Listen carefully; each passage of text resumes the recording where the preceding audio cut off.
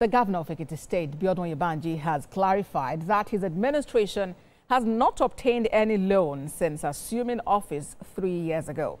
He made this known in Ekiti during the commissioning of two major projects, the newly completed Ekiti Revenue House and the first phase of the long-anticipated Ring Road project. Adeola Aderibigbe reports. In his third year in office, Governor Biodun Oyebanji led dignitaries and stakeholders to commission two landmark projects aimed at strengthening infrastructure and boosting economic efficiency. The first stop was the Ekiti State Revenue House, a purpose-built facility that is expected to improve efficiency and accountability within the state's internal revenue service. That will become our ambassador in what innovation and fiscal discipline can do. If in just 3 years, this is what we say. Accompanied by the governor of Lagos State, Babajide Sanwo-Olu, the event moves to the commissioning of the first phase of the Ring Road, a critical project that has long been on the wish list of Ekiti State residents. You will see a bow and you see an Ekiti that will be a pride of Southwest. That will be an Ekiti that will be a glory of Nigeria. That will be an Ekiti that you will all be proud of. All your sons and daughters that are everywhere in the world, they will now begin to come back home.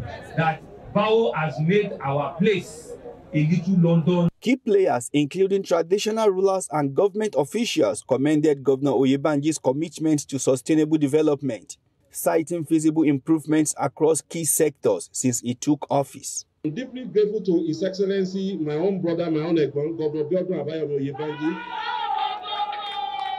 for his unwavering support and confidence in us. You go to the church, they say they want to adopt Bao as the next governor. You go to the mosque, the chief imam is saying the same thing.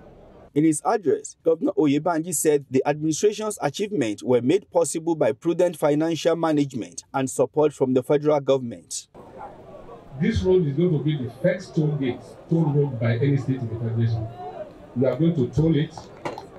The Ekiti state government and Timber Motorways, they went to the capital market. They raised resources to do this road. So we have leveraged their balance sheet. As the third anniversary celebrations continue, the message from the government is clear. Strategic planning, fiscal discipline and collaboration can drive real development without borrowing a kobo.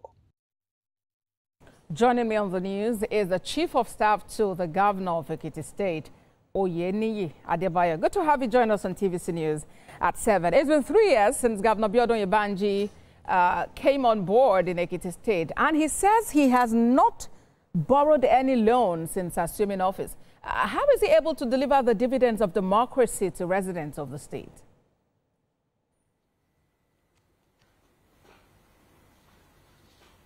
Good evening, Mrs. Bosede Adeniro. It's a pleasure. Yes, please. Thank you for joining us. To be on this program tonight. Let me indeed clarify.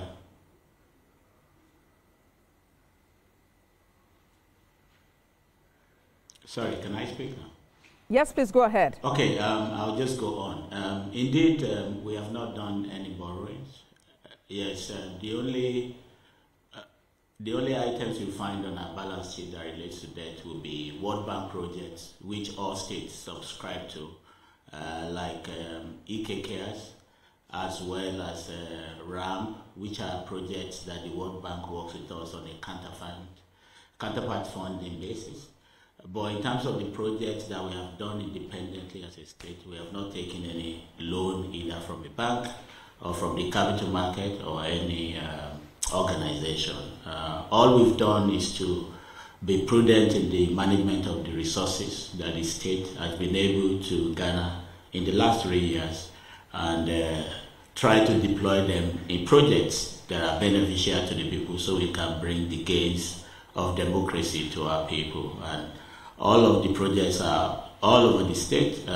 For example, we are currently celebrating the 3rd anniversary of Mr. Governor, And we have about 30 projects lined up, spanning from roads to hospitals, including primary healthcare centers as well as secondary healthcare centers, and also agricultural projects, including dormitories, believe you, which are built to encourage our youth in agriculture and ensure that the tedium of traveling by road over kilometers from where they live to those farms taken off the table, and encourage them to embrace farming, which is basically an area where Ekiti has shown strength over the years.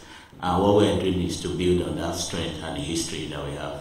So, Mr. Adebayo, the one question coming up is whether your decision not to borrow is not at the expense of the people. And then how sustainable is it in the long run, considering that the governor is even seeking a second term?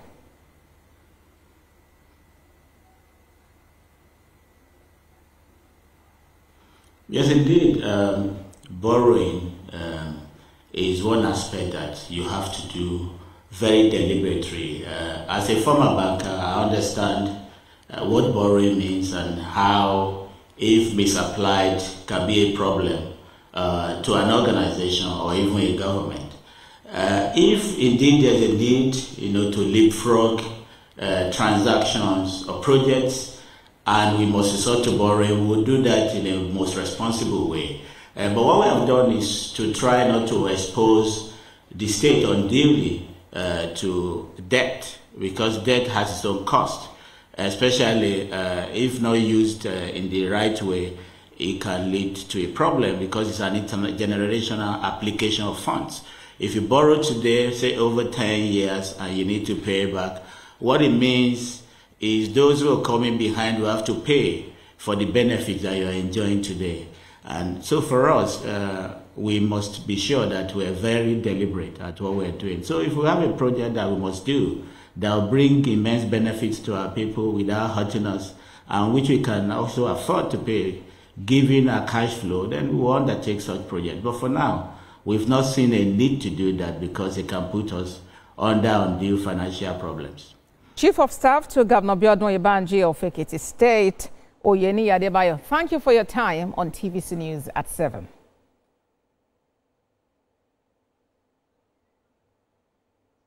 Thank you, Mr. Adelimo. God bless you.